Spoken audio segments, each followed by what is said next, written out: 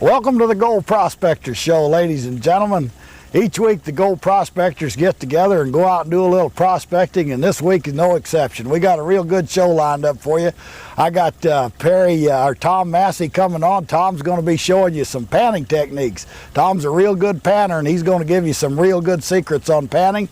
We're also going to go up to Italian Bar. Now, this isn't a bar where you get a shot of whiskey. This is a bar like a gravel bar on the river.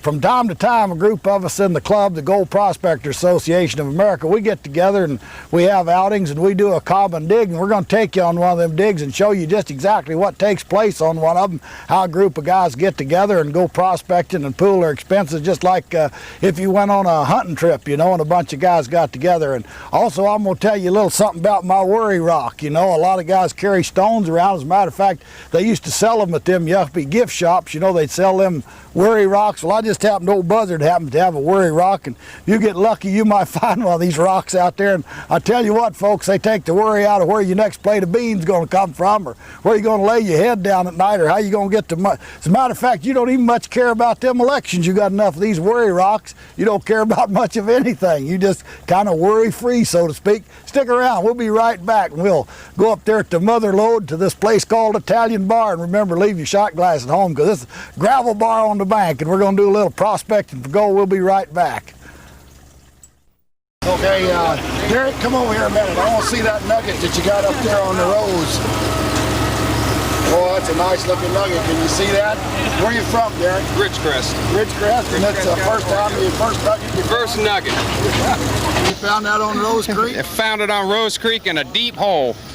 Muddy hole. It's a good feeling when you find them, isn't it, yeah, huh? I'm jazzed. I got another guy. I got some other guys over here that found some gold on Rose Creek. You want to show us the gold you got on Rose Creek? This is Earl. Jim, you were working over there with him? There was. Where are you from, Earl? I'm from Galt. Yeah? Galt now. Yeah, this is the first time you've been up to Italian Bar? First time. Here for the outing that we're having? Yeah. You went up to Rose Creek and you dug that out? I went up there a couple Tell of times. us where you found that at. Oh, probably 3/4 of a mile up Rose Creek. Yeah, and you dug it out of a crack? Dug it out of a crack. With a lot of clay. A lot of clay. And it just jumped in your pan? You didn't have to work for it or nothing? Not 2 or 3 days. I ain't just going and getting it. And how about your partner over here? Did you get some exercise on the number 2 shovel? Got a whole lot of exercise in the number 2 shovel, I'll tell you. Feels pretty good though, don't it? Yeah, sure. Right. Don't get any better than that. Yeah, no, it doesn't, does it? Yeah. This guy wants to get his dime's worth in here. Yeah, come on over here. He found something with a metal detector. This guy found a dime. It's an 1876 dime in great condition. I found it up on the hill behind camp. Let me hold it up there where you can see, Roy. You found it up behind camp? I found it up behind camp yesterday, about 5 in the afternoon. And it was the first coin I hit in this one little flat meadow. You don't sell metal detectors, do you? I don't. What kind were you using? I was using the Mine Lab Sovereign. I've had it for about 2 months. Yeah, and you found that dime with it. Well, that's real good. And you find any gold with it? No. Not any gold yet, huh? No, but that's the oldest silver coin I've found. Yeah. I've found a lot of silver coins down at the beach. You found it right here at Italian Bar, and it was probably back during the gold rush days. What was it say on there? 1876. It's only 2 inches deep. And only 2 inches deep, and just anybody could have found it. Are you having a good time at this outing? I'm a lot of people are. I'm having a great time too. Great time at all the outings. Yeah, super. Well, it's good to see you here. You got anything you want to say, Jake?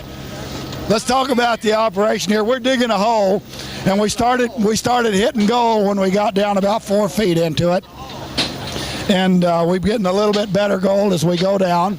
It's super. You can But gold mining is a game of inches. You know, if we had just a little bigger backhoe, we could get a little deeper. Yeah, that's what I say. But boy, we hit some nice layer. You can see that gravel's real dark down there. The layer changes, the coloration changes on that. And we started getting some nice gold once we got down to that level. And now we're getting a little deeper and some more material. This is a real excellent way for guys to learn about gold mining. They come out here and they get a chance to work, and see how it's done. And they get to visit with guys that do it. A lot of fellas that do it for a living. These guys we were just talking to, it's their first time. A lot of them ever out here, and they got some gold. Yeah, some nice gold, man. They sure seem happy and everything. We got Phil over there. You need some more time on that number 2 shovel, Phil. We're sure having a good time, and we're going to shut off here in a few minutes and take a look in our box and see what we got.